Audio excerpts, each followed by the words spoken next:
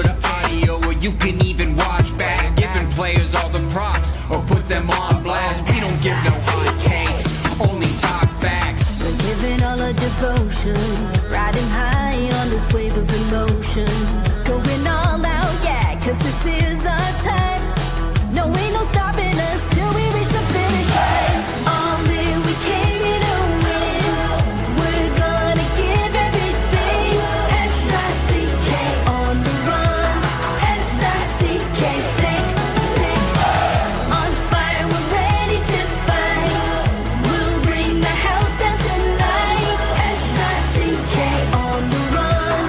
S-I-C-K, sick.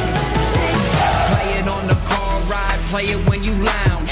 X and O, you know that we can hold it down. Shout out to my man Sammy, got it off the ground. And to all the listeners tuned in right now, got debates, analysis, and speculation. This is sports talk for the new generation. You know where to find us, got a reputation. Sick podcast, your #1 sports destination. Giving all our devotion, riding high on this wave of emotion. Going all out, yeah, cause this is our time. No, ain't no stopping us till we reach the finish line. All in, we came here to win. We're gonna give everything. S-I-C-K on the run. S-I-C-K, sick. On fire, we're ready to fight. We'll bring the house down tonight. S-I-C-K on the run. S-I-C-K, sick. S-I-C-K is the sickest podcast. Tune in for the audio, or you can even watch back. Giving players all the props, or put them on blast. We don't give no hot takes, only talk back. S-I-C-K, S-I-C-K, S-I-C-K, S-I-C-K, S-I-C-K, S-I-C-K, S-I-C-K. All in, we came here to win. We're gonna give everything. S-I-C-K on the run. S-I-C-K, sick. S-I-C-K is the sickest podcast. Tune in for the audio, or you can even watch back. Giving players all the props, or put them on blast. We don't give no hot takes, only talk facts. We're giving all our devotion, riding high on this wave of emotion. Going all out, yeah, cause this is our time. No, ain't no stopping us till we reach the finish line. All in, we came here to win.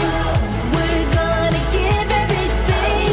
S-I-C-K on the run. S-I-C-K, sick.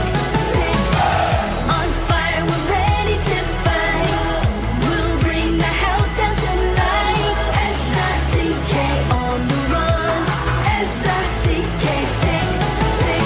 Play it on the car ride, play it when you lounge.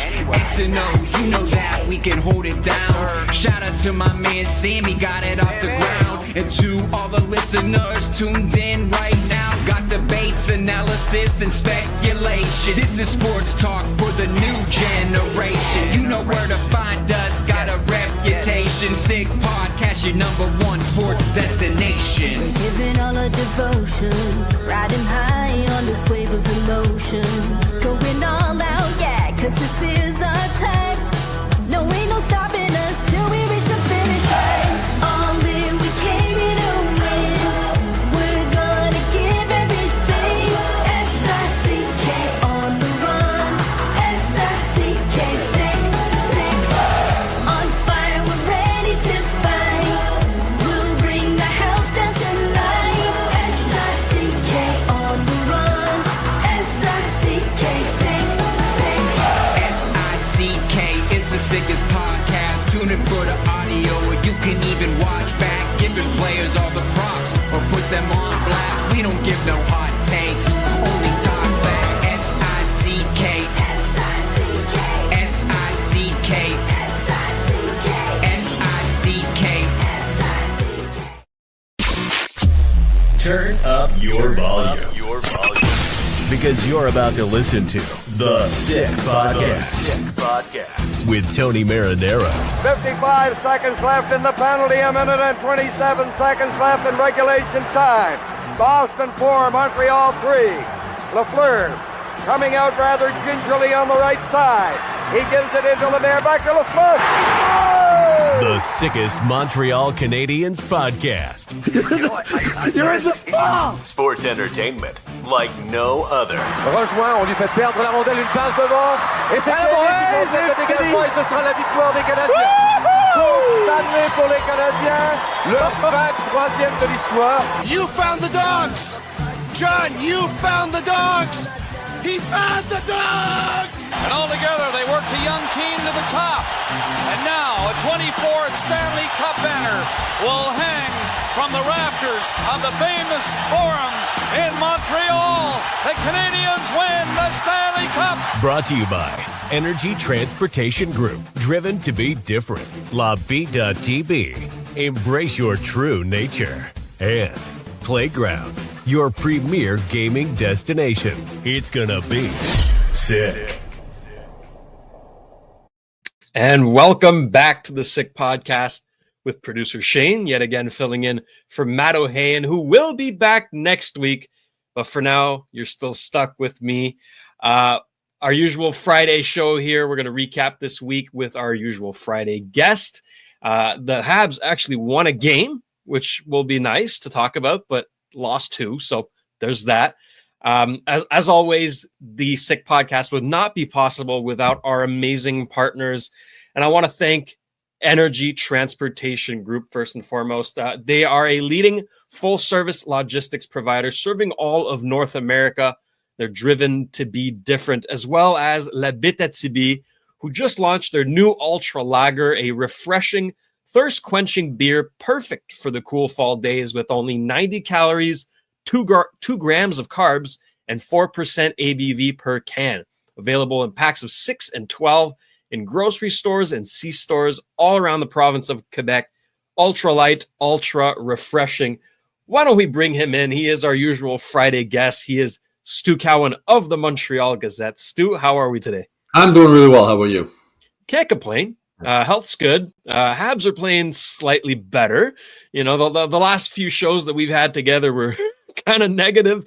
Rightfully so. There's not a ton to be positive about. However, this week, one win that they earned. I'll say they earned that win, but 2 losses again. They're still 8th in the Atlantic, 32nd, dead last in the NHL. So where do we start from here, right? How about that Toronto game? Because I still have, I don't know, anger is the right word. Disappointment is probably better. That was one of the worst efforts I've ever seen. This team did not want to win that game at all. And especially a Saturday night, hockey night in Canada. Against Toronto. Toronto, if you can't get up for that game. And that's been, I think we've discussed this on some of the previous podcasts. One of my biggest concerns with the Canadiens this season is just the compete level isn't there on too many nights. And that was an example of it.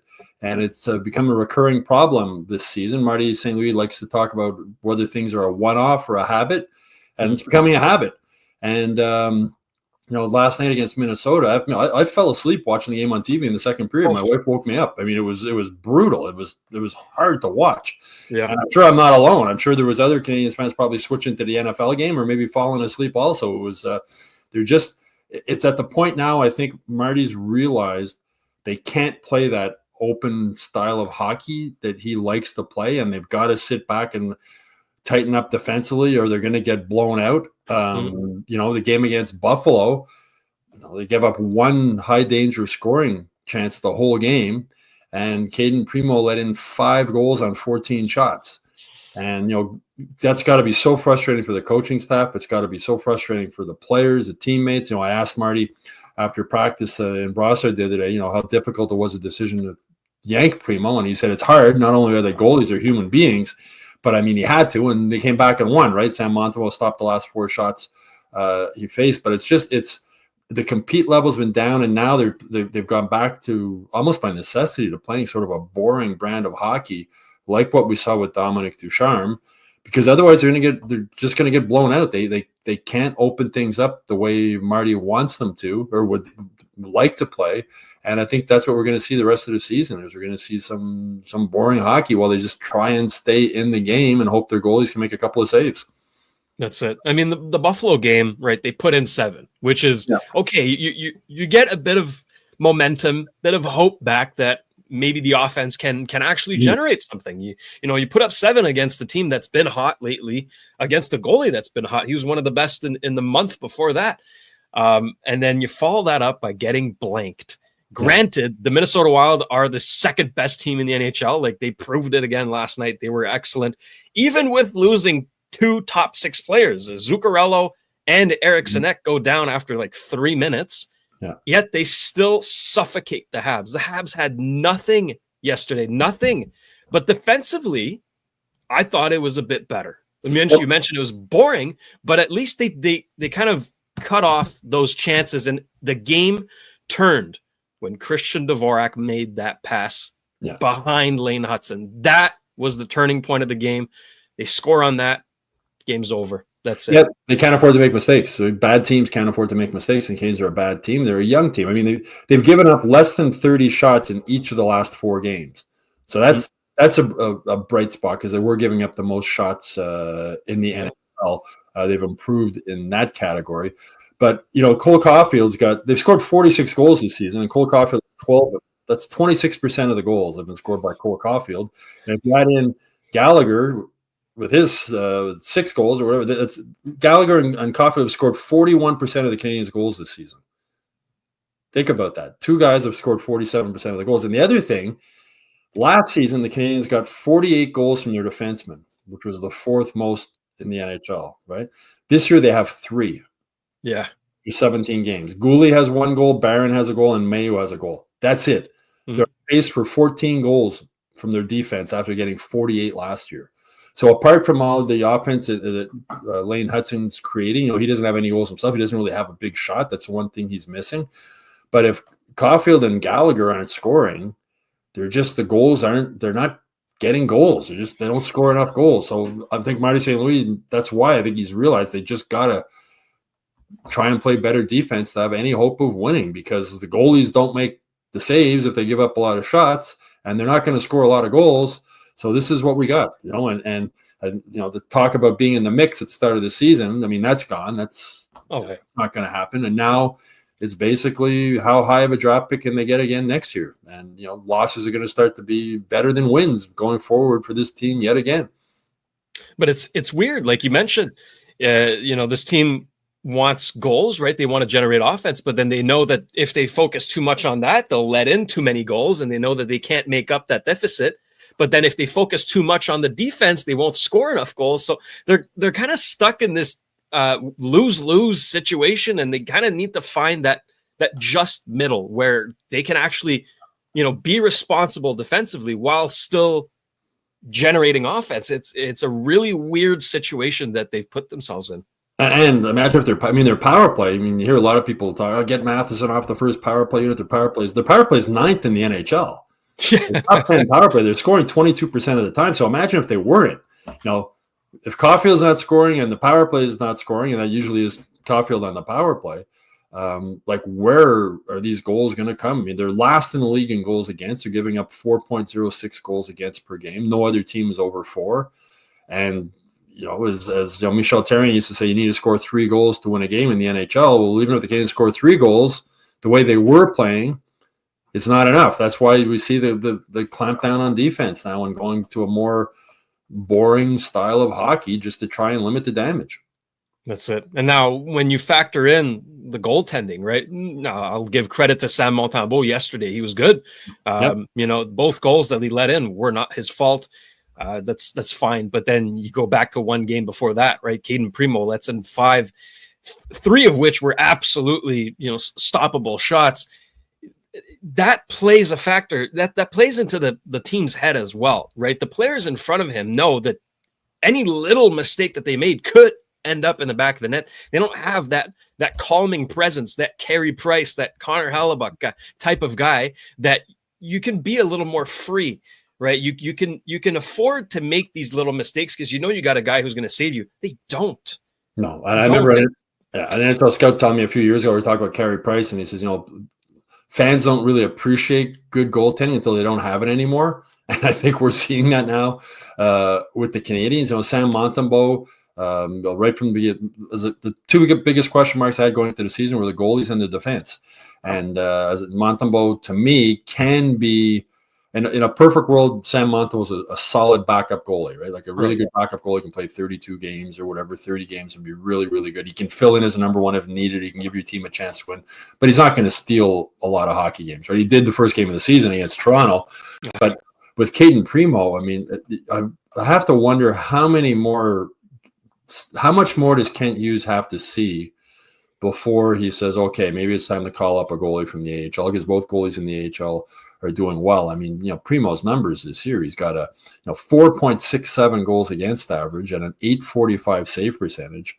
And for his career, he's played 51 games. He's got a 3.63 goals against average and an 887 save percentage. That's just not NHL. That's not NHL numbers. It's not, Kent Hughes believes that another team would claim him on waivers, and you have to, maybe that team's the Philadelphia Flyers because of his connection to that city through his dad. But at some point, you just say, okay, if we're going to lose him, we're going to lose him. Because I think the losing, as I mentioned earlier, losses will start to mean more than wins to the Canadiens as far as a draft pick. But you don't want that losing mentality to get into the locker room, right? It's a double-edged sword. And players, if in any sport, I don't care what level, when your goalie is just letting in goals that should be stopped. And Primo, a concern for him has been the glove side, right? He's obviously got a weak glove hand. Teams shoot high glove side on him all the time, and the Sabres beat him a couple times there. But now the 5-hole looks huge. He had let in a couple of 5-hole goals there that were, if you just keep your stick on the ice, you're going to save it. So now, is that because he's worried they're going to shoot high glove? Like, it just seems, I think with Caden Primo, he's just too much in his head when he's in the nets, and I just don't think he has the Sam Montembeault was able to let stuff slide and forget about a bad game or a bad goal pretty quickly, which is a key to being a good goalie in the NHL. And I don't think Caden Primo has that. I think once one bad goal goes in, then two go in, then three, and he's has a hard time stopping the bleeding. And again, I just wonder how much longer is Kent Hughes willing to wait and keep him here at the risk of losing him on waivers. And they can't carry three goalies again. I mean, we saw what they did. That didn't help any of them last season. That wasn't fair to Primo. It wasn't fair to Jake Allen. It wasn't fair to Sam Montembeault. It was a bizarre year for all three of them. There's only two nets in practice. You got one goalie sort of standing there watching. So it's going to be interesting to see what Kent Hughes does. He doesn't want to lose Caden Primo for nothing. I can't imagine there's much trade value for him right now. I wonder if somebody would claim on waivers. I wondered last season if another team would claim him on waivers. But at some point, you just got to say, okay, this guy's not going to be an NHL goalie, and you got to move on. On the bright side, Jacob Fowler's standing on his head again at universities and playing fantastic, playing even better than he did last season. So moving forward, that's a bright spot for the Habs, or could be a bright spot for the Habs. Yeah, I mean, the mindset of not moving Caden Primo or not trying to send him down last season was, okay, you're hoping that he does develop into an NHL goalie, because then he still wasn't, right? Now we're seeing that he won't be. I think we've had a big enough sample size to make that. I mean, last season he had a 910 save percentage last season, 23 games. Yeah, but he's not going to be a number one goal in the NHL. I think they were hoping. I mean, I think Kent Hughes, they wanted to have this season to see what they have in them. Like, okay, now you're going to be the end, but how much longer, how much more do you have to see, right? Like, if he gets lit up again next time he plays, you go, okay, another game. At what point do you just say, for the sake of the team, we need to give these guys a chance to at least feel they have a chance to win. I say they played great against Buffalo. I say one high scoring chance you give up, and there was like 19 shots I think Buffalo had or something like that, and they scored. And then Montembeault came in, he stopped I think 4 or 5 shots he faced, and they came back and they won. So that I think having Primo pulled gave the team a little bit of a confidence boost. Also, okay, let's go, let's try and win this one. That's it. So keeping him right now we're seeing that. It's the experiment failed. Okay, sending him down or putting him on waivers, you have the goaltending depth in the future to be okay with losing him. Right? You mentioned Jacob Fowler. Jakub Dobesh is doing great. They drafted this Russian kid Volokin, who's been fine as well. Yeah. They drafted this past draft, this Latvian kid. I'm not going to try to pronounce his name. Yeah. Like Vek Vanags. Well, they drafted three. Yeah, they drafted 3 goalies in one draft. So that shows you right there they didn't have confidence in the goaltending they had, right? Rightfully so. So now I think we've seen enough. Like, send him on waivers. And if he does go to Laval, then all the best, because he might actually get his game back. When he was in the AHL, he was fantastic. He was actually really good. So you're hoping that, okay, well, we still have him in-house. Hopefully he can get back to his good ways. And then you bring up Dobesh or Hughes. They're both doing fine. Pick of the litter, right? And roll from there. But you have to give your team a chance. Mm-hmm. I think that's the main point here, is that right now they don't stand a chance with Primo, and it's unfortunate. I'm sure the kid's really nice and means well. He's not at that level. That's just a fact. And you mentioned Connor Hughes, and what a story he's turning out to be. 28 years old, undrafted. Yeah. They signed him after he played the last 7 seasons in Switzerland. And, he's got 1.99 goals against average and a .931 save percentage in Laval. Well, see what you got in him. Maybe call him up, play him a couple of games and see what you got. Maybe he's could be your backup of the future. I remember years ago covering a Russia-Canada game. The Canadian national team would play all year long, and went to cover a game in Saint Jean, and the Canadian goalie stood on his head, and Canada beat Russia 3-1 or something like that. And the goalie was Ed Belfour. And at the time, he was in his mid-20s, and he was talking about how, the Blackhawks say I could be their goalie of the future. And I was like, yeah, right, kid. You're playing with the national team, and he turned out. I mean, Caden Primo, but with Primo, he was a 7th-round draft pick, right? That's it. 199th overall. There was reasons. There was obviously holes in his game that scouts saw that watched him the junior level. He had a good season when he was, playing at university. I spoke with his university coach who said he thought he should. I spoke with him last season. He said he thought Primo should have stayed another year in the NCAA. He didn't think he was ready to turn pro when he did, but when he decided he wanted to, he wished him all the best of luck, but he just didn't think he was ready yet to go make the step to pro. And something with Jacob Fowler now moving forward, is he going to be ready next season? If he continues to play the way he is right now, I don't see what's sending him back for a 3rd season at that level where he's already dominating would help. Like, you wonder, you call him up at the end of the season, either you play him in Laval or maybe give him a game with the Canadiens, see what he can do as far as the future goes with him. But you're right. I mean, they have other goaltending choices right now. It's not like, if we can't play Primo, I have nobody else. They have 2 guys in Laval playing really well. They got a goalie coming up who could be the goalie of the future. And I think it's important. Even though they're not going to be in the playoffs this year, you want to let the guys feel they have a chance to win when they go on the ice. And I think Montreal does that. I think when Montreal in goal, they think they have a chance to win. He's been hot and cold a little bit, but Montreal is able to bounce back with a strong performance after a weak performance more often than not.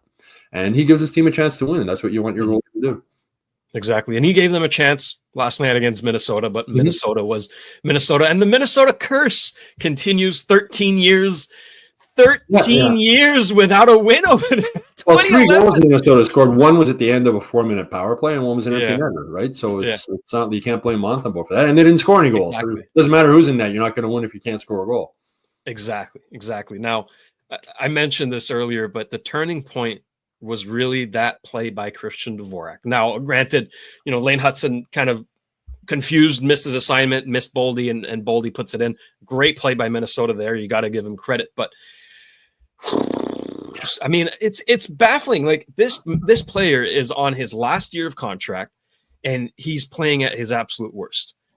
He's bringing no value outside of the faceoff dot. No. None. I don't understand. I don't understand what's going on. I mean, you got Jake Evans now as your 2nd-line center. And I love Jake Evans. He's an effective 4th-line center, but if he's your 2nd-line center, you're in trouble. Like, that's Jake Evans is not a 2nd-line center. He'd probably be the first to admit that if being honest. He knows his role as a 4th-line center in the NHL, but Kirby Dach and Alex Newhook, now they don't know if they can play center. And that was supposed to be your depth down the middle. They were talking about how they had depth down the middle, and now they don't have depth down the middle.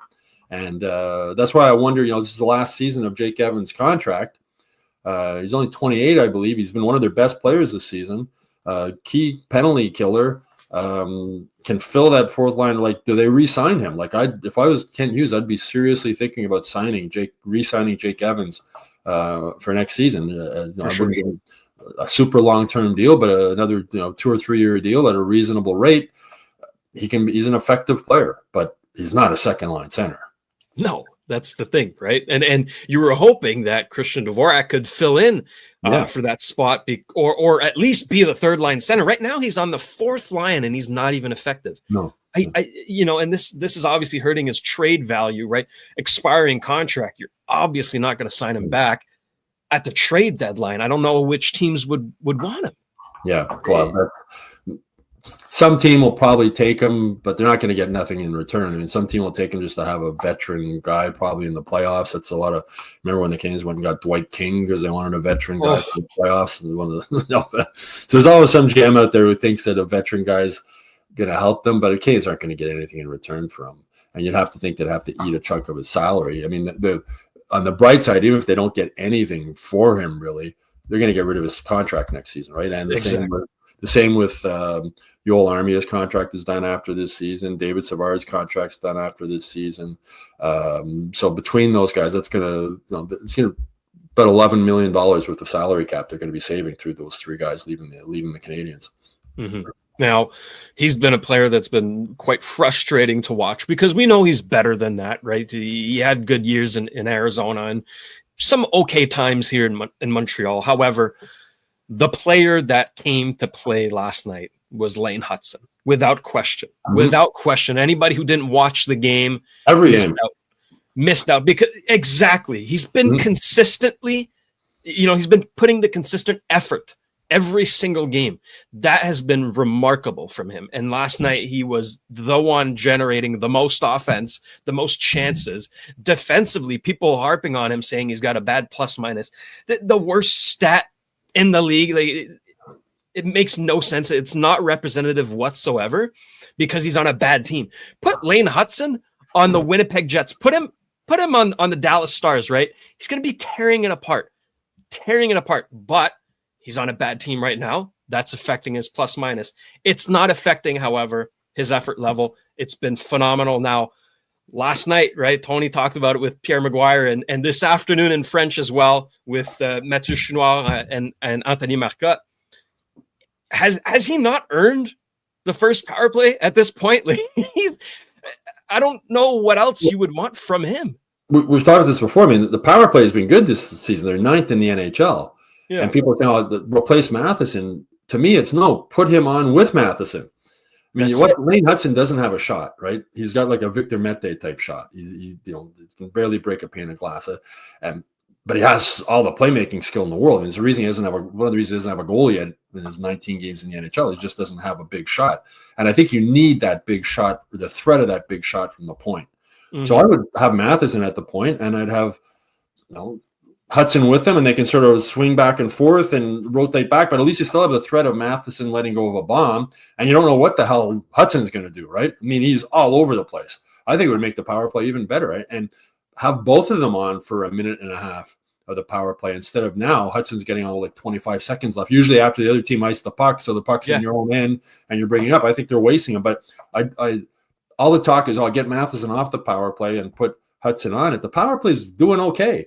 It is. The power play is doing okay. To me, put both of them together. Take one of the forwards off and let them both go. And I think it would be hard to defend against those two guys.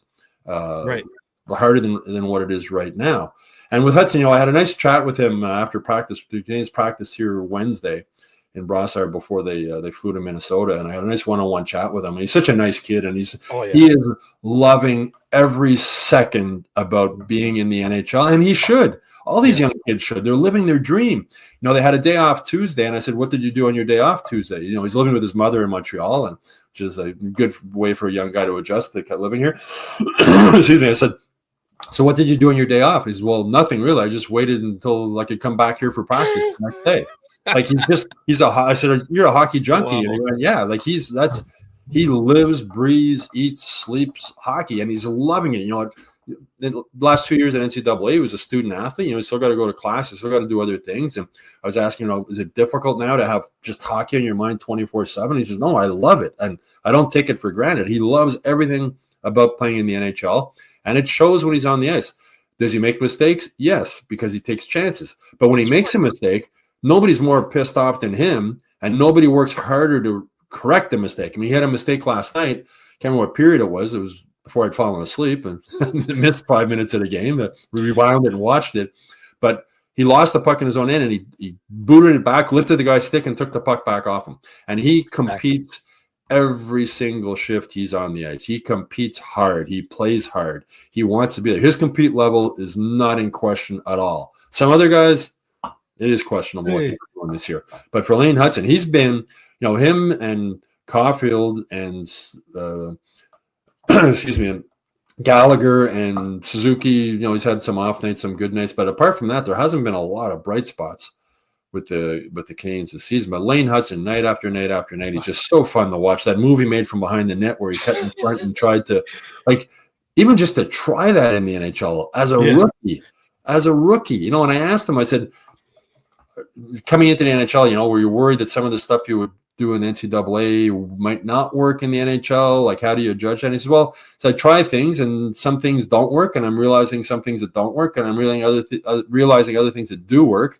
And I'm watching what other players do on my team and other teams to sort of figure out what I can and can't do. You know, Patrick Kane was his favorite player, the guy he watched growing up, and he has a lot of Patrick Kane in him, even though Patrick Kane's a forward. He has those silky hands, and he mentioned to me how he doesn't think Patrick Kane's ever been hit hard in his career. And you think about it. And Hutson, I remember he got rocked in one of the rookie games against Toronto, but since then nobody's really hit him. And he's not big, but he battles his compete. Like, you see him win puck battles against the boards, against bigger guys. Yep. And he's fearless. He's not afraid. He's got scratches all over his nose and his face already. You know, he looks like a hockey player. And he's just been so much fun to watch. And I wonder, like, how much better is he going to be when he gets a little bit stronger, a little bit more experienced, and he has better players to play with. You know, like with Ivan Demidov coming up, or a Michael Hage, or these guys who are offensively skilled and can see, because you see, like, Hutson and Cole Caulfield already have a connection. The game against Buffalo, the goal that Caulfield scored on the power play, where Hutson fired, it was a pass shot, but he intentionally shot it wide of the net because he knew Caulfield was there, and Caulfield got a stick on it, like he was ready for it. And I think some of the teammates that Hutson's playing with aren't ready for the passes when he gets them to them. And as they get more high quality offensive players on this team, and there are some coming up, you know, coming up the line, I think he'll be even better. But again, we're going back to the power play. The one thing Lane Hutson doesn't have is a big shot. You see when he winds up, it's not nobody's afraid of standing in front of it and blocking it, right? So him and Matheson, I think, together on the power play, that's what I would do if I was running the Canadiens. And I mentioned why he's earned the power play time, because it's a reward. Right, he's 30 seconds of power play time. It's you're wasting that time. So I don't know. Not only would he's made for the power play, and he's made for 3-on-3 hockey, right? Like, he should be on the ice 3-on-3 overtime. He should be on the ice as much as possible on the power play. But he'll not only improve the already good power play, he's earned it. Like, there has to be a reward system within a team, right? You cannot have guys who are grabbing their ass, not doing anything, getting first power play time, and you know, not putting any effort, and then you have this rookie who is competing at a higher level than everyone else on the second unit, getting 20 seconds per power play. That's unacceptable, and within the room, that's going to start spreading some confusion as to, okay, well, is what I'm doing even appreciated? Like, there has to be a reward system. That's why I mean, others. I mean, like, we're talking about Jake Evans. He's been rewarded by being moved up to the second line center. Rightfully so. He's not a second line center, but he does on this team. He deserves to be the second line center because he's better than Christian Dvorak. And they called up Kandata from Laval. I mean, he's a fourth line guy. He's going to chip it in and chase it. So he deserves to be the second line center, which is a problem, but Marty St. Louis rewarded him by doing that. And I think, again, to have the skill level and the passing ability that Lane Hutson has, and to only have him on the ice for like 30 seconds at the end of a power play. And as I said, usually it's after the change after the other team ice the puck, right? You don't change when the puck's in the offensive zone. Mm-hmm. So he gets the puck. It takes him 15 seconds to get it into the other zone, and you got 15 seconds to try and do something with it before the power play's over. Anyways, I think I think change will come. Hopefully tomorrow against Columbus, we see something different. Anyways, that's all we can hope for. The Sick Podcast is brought to you by Playground. Step into the world-renowned poker experience at Playground, where free food and drinks at cash game tables, a bad beat jackpot, weekly promotions, daily tournaments, and unmatched customer service await you. Why play anywhere else? Located just minutes away from downtown Montreal, across the Mercier Bridge. Playground. Stu, I'm going to go on a little tangent here, and you can chime in as well if you want. The the officiating last night was confusing. Okay, I'll give you two instances. One is not an instance; it's actually a pattern that I've seen throughout the game. Every single face-off, at least one of the centers was getting thrown off. If someone in the comments can please tally the amount of times that the linesman threw out a center, I would love to know, because it was egregious. It was every single face-off. And it's been, I don't know, I feel like it's been a problem lately where officials are like, they're kind of like jamming, and then the guys go for it, and then, no, change. Drop the puck. Drop the puck. It's not that complicated. That pisses me off beyond belief. I'd love to know how much time is wasted doing that, because it's like every single face-off. And last night was just one of the worst games I've seen in that department. And then the other one was at the end of the game where Ryan Hartman knees Lane Hutson. I'm sure it wasn't intended, right? I'm not going to say Ryan Hartman tried to hurt Lane Hutson. No. But the fact of the matter is his knee came into contact with Lane's. No penalty. Then battling in on the side of the boards. Lane's aggressive. He's fighting back. Great stuff. Gets a penalty for retaliation. Are you joking? That is one of the worst calls I've ever seen at a critical point in the game as well. It's the end of the game. It's third period. The team's down 2-0, and you're giving them a power play for that. Hearing Gary Bettman say, "Oh, we have the best officials in sports." Quit pissing in my ear. That is horseshit. Horseshit. And it's been proven time and time again. The game between the Washington Capitals and the Toronto Maple Leafs, John Carlson had a goal called back for goaltender interference. The Washington guy gets pushed into the Toronto goalie. He tries to move away, hits his blocker barely. The goal gets called back. Where's the line here? What are we doing? There needs to be something to address this. It's ruining the game. Well, the only way to fix a problem is to admit you have one, and the NHL won't admit they have one, so it's not going to get fixed. Simple as that. I've given up trying to figure out NHL officiating. I think the referees whatever the league's telling them to call, not call, I don't think they know what they're doing half the time, it seems like. The makeup calls that you see after a blown call. Video review is a total joke. I mean, to me, video review should just be go back to the only video review is if the puck crossed the goal line or not for a goal. Apart from that, just live with the calls on the ice, because video review just makes it even more confusing. You're talking about the faceoffs. You can see Jake Evans having some conversations with the linesman last night. You were saying, drop the effing puck, drop the puck. The NHL officiating, and it's never going to get better.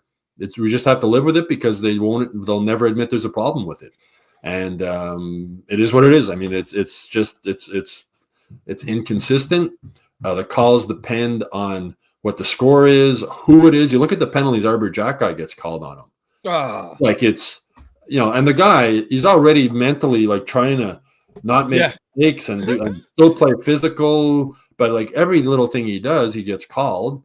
And then Brendan Gallagher, unless you murder him in front of the net, maybe that'll get 2 minutes. I watched the game, I can't remember if it was Minnesota the game before, a guy pulled Gallagher's skates out from behind, and Gallagher fell awkwardly. No penalty. If it wasn't Brendan Gallagher, I'm sure it would have been called. So it's depends who it is, what the score is, what the minute is, what this is. It's the only sport that really does that, right? A foul in the NBA is a foul in the NBA. That's it. They let traveling go. Okay, the fishermen, that's sort of across the board. But with the NHL, it's not going to get better because they won't admit there's a problem. Gary Bettman just says it's the best officiating there is. And, people don't pay to watch the linesman drop the puck. Drop the puck. Drop the puck. And you see it, the sort of fake. And then the guys go for it, and then they throw them out. And, there was a couple of times last night, I noticed it too, now that you bring it up, where you can see the centerman on both teams, like, talking to the guys. And at one point, I think it was Evans, said, just drop the puck. Yeah. Anyways, that just it ruins the integrity of the game, the flow of the game, right? You want fast paced. Like that's the name of hockey. It's fast paced. It's action packed, and then you're stopping all the time, and you're giving weird penalties, and you're not dropping the puck.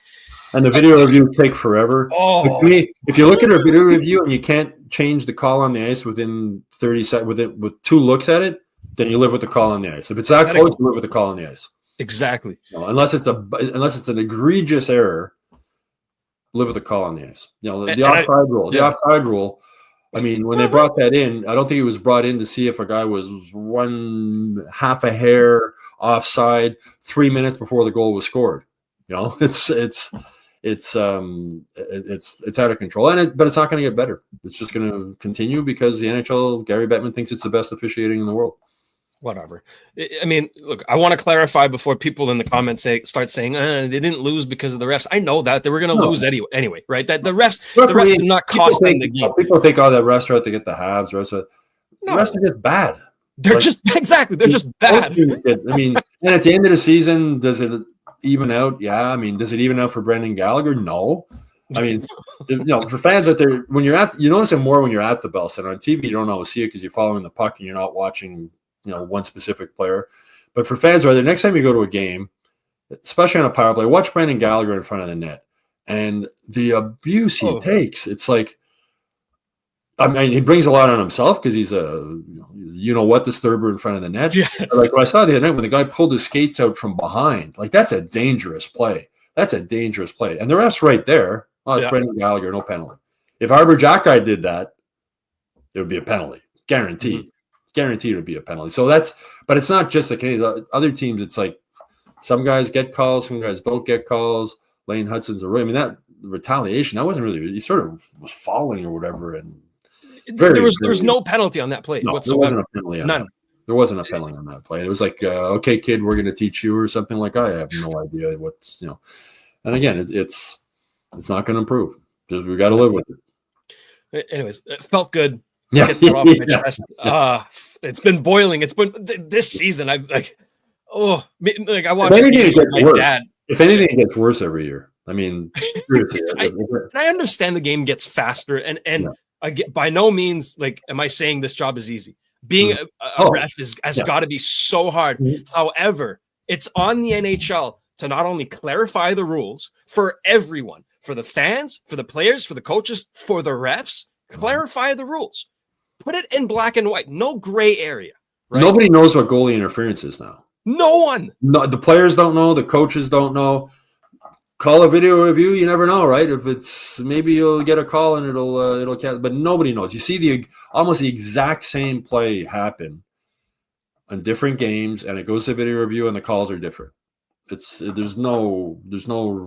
As I said, just to me, it was better when they just lived with the calls on the ice. Use video review to see if a goal was scored. Make sure the puck crossed the line around, and apart from that, live with the calls on the ice. I mean, they had a video review to see if it touched Mike Matheson's hand before, in Buffalo game. Pass. Yeah, if it was a glove pass. You know what though? When I saw the review, and it obviously wasn't a glove pass, it hit his glove, but he reacted like he's. And I said, you know what? Watch, they're going to call this back. I would not have been surprised. In a league where you're trying to sell offense. The NHL does so much to take away offense. Yeah, it's crazy. Like when I saw that, I was saying to myself, okay, and this is why it's so confusing. I said, they can't call that back. And I said, you know what? I wouldn't be surprised if they do. And that's flip a coin. You have no clue what the calls are going to be in the video review.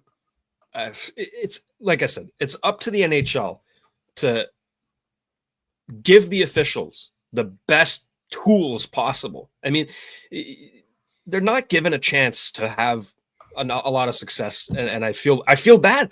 We're harping on the refs. I feel bad for them. I really do. But I don't feel bad for Gary and the NHL who decide to sit back and continue to say that it's the best is the best. Anyways, I know it'd be good if they were more open, like after a game, if a referee blows a call, have some director of NHL officiating saying he blew the call. You see that in the NFL sometimes, right? You'll see them say the referee blew the call, or this is why he made the call. This is why and I think it would just make everything easier. Have a press conference. Yeah, have a press conference. And you're right. The game is so fast. The game is so fast. Not only are these guys watching the game, they're also looking out to stay out of the way of players. They're looking out for flying, dump-in pucks, ducking, and they got a lot going on, right? But if you blew the call, if they blow a call, just say they blew the call, and move on. But this is another part that so much about gambling and whatnot in sports now. That's if you admit you blew the call and some guy lost money on a bet or whatever, so that all that stuff gets factored into it, I guess. Yeah. Well, the Sick Podcast is brought to you by Betway. Yeah. No, I know. Yeah, gambling's a huge part of sports now. That's why Betway is an advertiser here. I mean, that's why you can't watch any sporting event without gambling advertising. It's a huge part of sports. It's a huge part of podcasts. Absolutely. And leagues know that. I mean, leagues are aware of that. So that's you wonder if that might be a reason why you're not going to admit you blew a call, because if some guy made a big bet with Betway and he lost, and then the ref say he blew the call, now you got problems.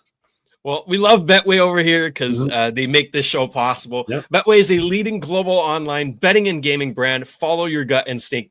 Go with Betway. Okay, go on betway.com or scan the QR code to join the action.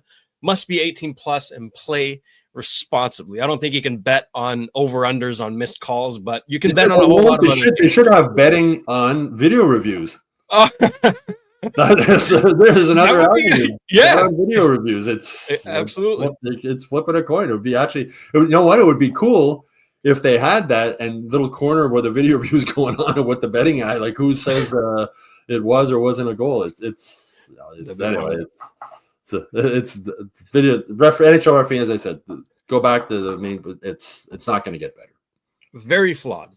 So is the Montreal Canadiens, and we'll get back to that now. We went on a little fun tangent here, but back to reality. A 4 home game stretch here coming up for the Habs tomorrow night against Columbus, Monday against Edmonton, who has kind of found their traction again. 4 days off, and then again that Saturday against Vegas, and then next Tuesday against Utah.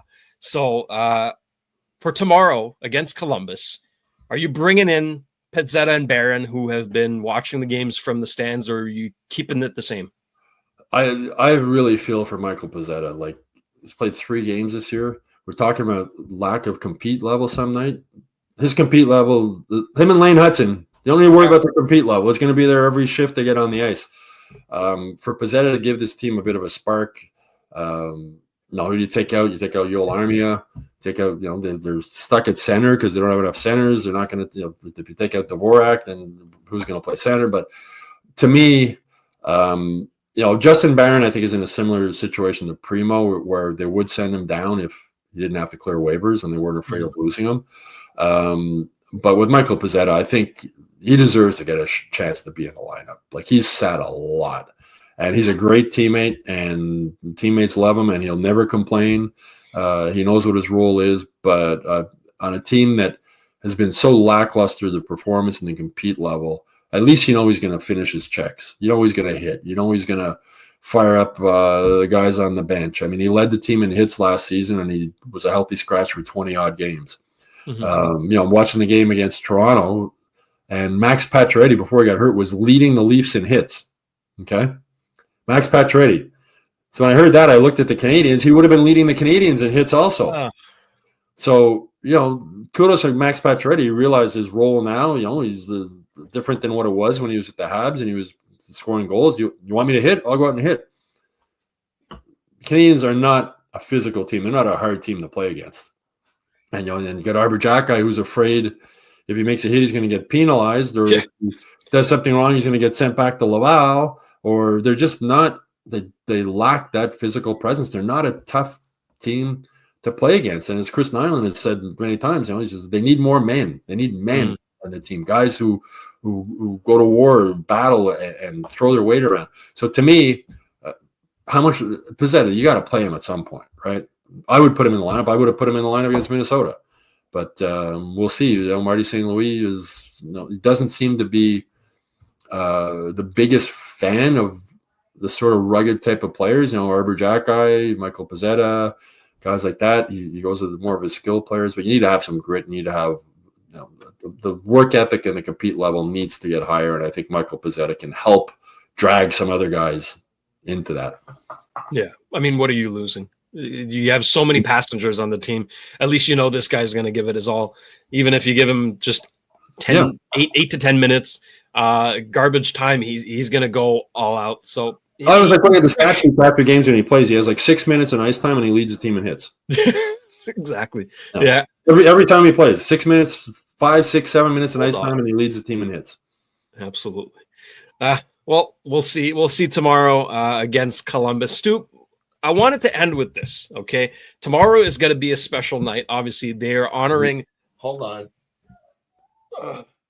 They're honoring this man right here, Shay Weber, okay? Yeah. And rightfully so, he got inducted into the Hockey Hall of Fame. He'll be going into the I don't know what to call it, the ring of players. Yeah. In the nosebleeds there, anybody who's been to the Bell Center, you'll know there's faces and names of players who are in the Hall of Fame, and he'll have his picture there from now on. I'm reminded back in 2016 when that trade went down. I knew I remember exactly where I was, what happened. I think every Habs fan does. That's one of those defining moments where it's like printed on your brain. I was watching TV and my buddy texted me saying, "Oh my God, we just traded Subban." My heart fell to my knees. I mean, I couldn't believe it. Subban was my guy. I loved PK. He was my favorite player. And then I turn on the news. I'm like, "Oh my God, what's going on? What is this?" And I see we got Shay Weber. It took me a few minutes to kind of process because I was still pissed. I was like, why do you trade PK? And then I'm like, wait a minute. We just got Shay Weber. Like that, the meanest, toughest guy in the league with the best shot, one of the best leaders in the league. That same year, he won the Marc Messier Leadership Award. I'm like, wait a minute. This could actually work. And you look back on it now, sort of a win-win, right? Nashville went to the finals with PK. So did the Habs. But I think I give the edge to the Habs because Weber played the rest of his career with Montreal, whereas PK was traded to New Jersey. Weber became captain. I thought he really had a big impact on this team and to some of the players that are still on this team now. How do you remember Shay for the years you worked with him? Well, I remember where I was when the trade happened. I was covering Wimbledon, and I was sitting in a press conference room waiting for Eugenie Bouchard to come out after she had won her match, and looking at my phone and seeing this and going, in the words of Tony, "Is this a joke?" I was sort of shaking. And I mentioned to a couple of other Canadian guys in the press conference room at Wimbledon, they just traded PK Subban, and it's a similar reaction to what you had. But to me, I think the trade was basically a tie because Nashville went to the Stanley Cup final the first year with PK. First year they got rid of Weber, they went to the Stanley Cup final. And then the Canadiens went to the Stanley Cup final in a season where they shouldn't have even made the playoffs, I'm going to be honest, right? The COVID year. And Shay Weber, I mean, now that we're hearing the injuries he played with, it's amazing he could even tie his skates and get on the ice, right? His thumb, his wrist, his ankle, his knee, everything he tore his groin. He had any who's ever had a groin injury, you know how painful that is, and to try and skate with that, he was just the man mountain, right? It was so, but the Canadiens would have lost that trade. And if they hadn't been able to get rid of Weber's contract, right?